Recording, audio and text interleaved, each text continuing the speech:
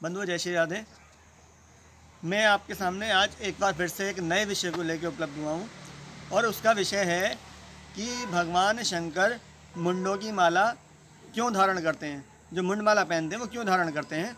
और दूसरा विषय है कि भगवान शंकर भस्म मुर्दे की जो राख होती है उसको क्यों धारण करते हैं।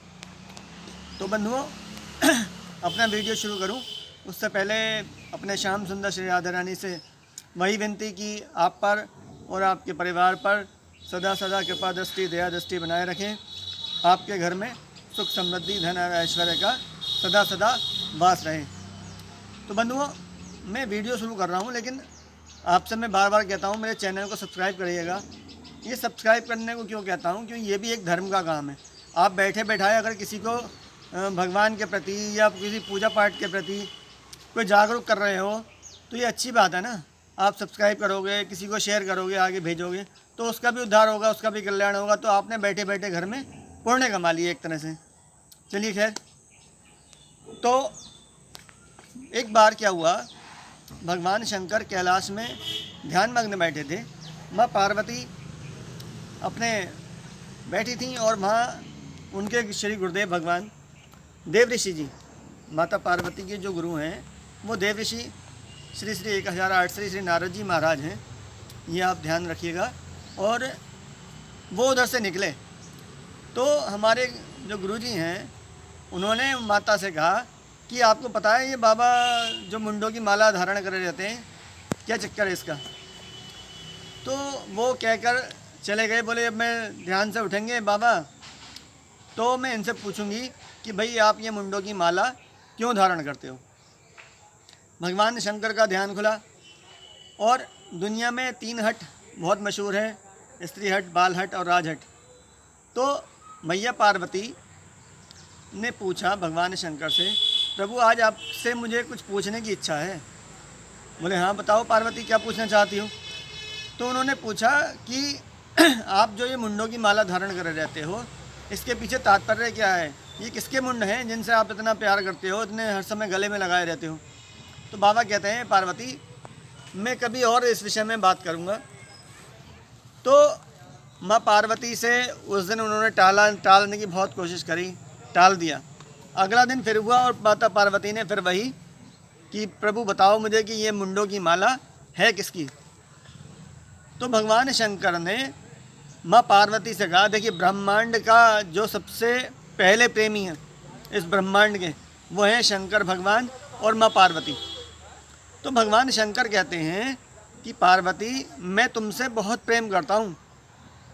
तो माँ पार्वती कहती हैं तो मुझसे प्रेम करते हो तो इसके पीछे ये मुंडों की माला का क्या तात्पर्य है, प्रेम मुझसे करते हो। तो भगवान शंकर कहते हैं कि हे पार्वती ये जो मुंड हैं ये सारे मुंड तुम्हारे हैं। तुम अब तक इतने जन्म ले चुकी हो और मैं वहाँ का वहीं। तो माँ पार्वती कहती हैं अरे मैंने इतने जन्म ले चुकी हूँ कि मैं इतनी बड़ी मुंडों की माला आपके गले में व्याप्त हो गई। तो कहते हैं हाँ। तो माँ पार्वती भगवान शंकर से निवेदन करती हैं कि प्रभु आपके पास ऐसा क्या है, ऐसा कौन सा अमृत है, ऐसा कौन सा तत्व है जिससे आप अखंड रहते हो, अजन्मा रहते हो, अनंत रहते हो। क्या कुछ ऐसा हो सकता है कि मैं भी आपकी तरह अजर अमर हो जाऊं, अखंड हो जाऊं, अनंत हो जाऊं और मुझे कभी शरीर छोड़ना ना पड़े।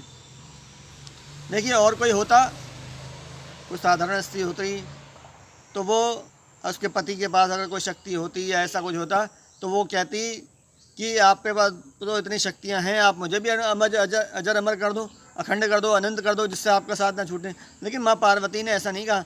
उन्होंने कहा मुझे ऐसा मार्ग बताओ, ऐसे मार्ग पे मुझे ले चलो जिससे मैं भी अनंत हो जाऊं। क्या माँ पार्वती के पास शक्तियों की कमी है। तो भगवान शंकर ने उस समय, बंधुओं ये एक बहुत बड़ा विषय है कि उन्होंने कहा कि मेरे पास जो अमृत है वो क्या है, वो है श्रीमद् भागवत कथा, जिसे अमर कथा भी कहते हैं, जो बाबा ने माँ पार्वती को कैलाश पे सुनाई। और दुनिया ने, पूरा ब्रह्मांड इस बात को जानता है कि उस कथा को सुनने के बाद माँ पार्वती को अपने शरीर का कभी त्याग नहीं करना पड़ा। अमरत्व है, अमर तत्व है उस कथा के अंदर। इसीलिए वो प्रेत पीड़ा विनाशिनी कहलाती है।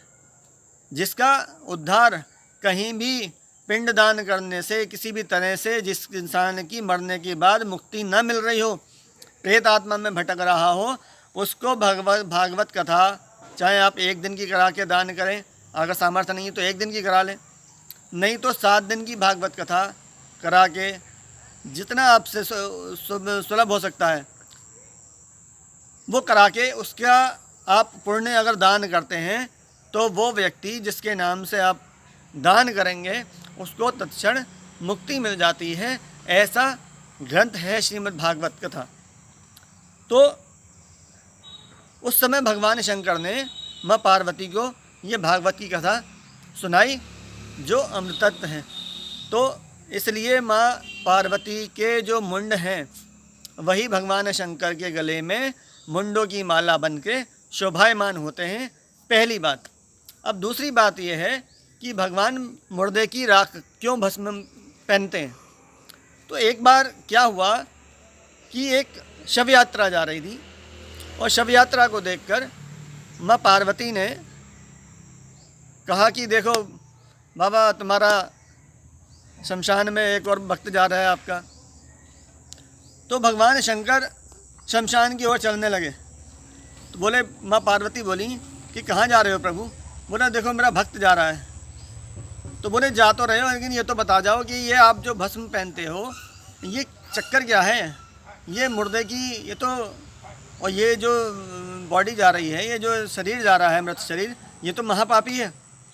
तो बोले, कोई बात नहीं, पापी है तो उससे क्या फ़र्क पड़ता है। तो वो पूछती हैं माता पार्वती, आप ये भस्म क्यों पहनते हैं। तो बोले, चलो मेरे साथ, आज तुम शमशान भूमि चलो, मैं तुम्हें दिखाता हूँ।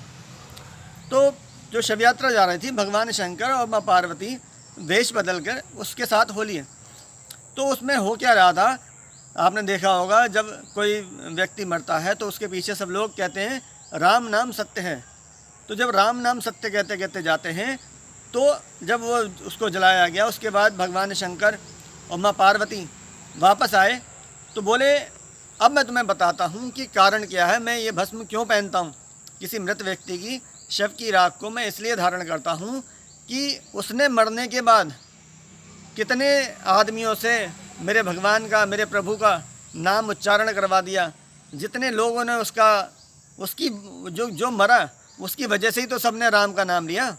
तो वो मरने वाला व्यक्ति शुद्ध हो जाता है, पवित्र हो जाता है। उसका शरीर जो होता है, उसकी जो शव यात्रा में जब चलते हैं उसके पीछे, तो उसका जो शरीर है वो शुद्ध हो जाता है। और इसीलिए मेरे प्रभु का नाम जब इतना गाया जाता है कि राम नाम सत्य है, राम नाम सत्य है, तो इसलिए मैं उसकी भस्म को अपने शीश पे धारण करता हूँ कि तू कितना भाग्यशाली है कि तेरे मरने से भी लोग मेरे प्रभु का नाम जपते हैं। तो बंधुओं, आज का विषय आप समझ गए होंगे। तो मेरे चैनल को लाइक करें, शेयर करें, सब्सक्राइब करें, और आप सबका कोटि कोटि धन्यवाद। जय श्री राधे, जय श्री कृष्ण।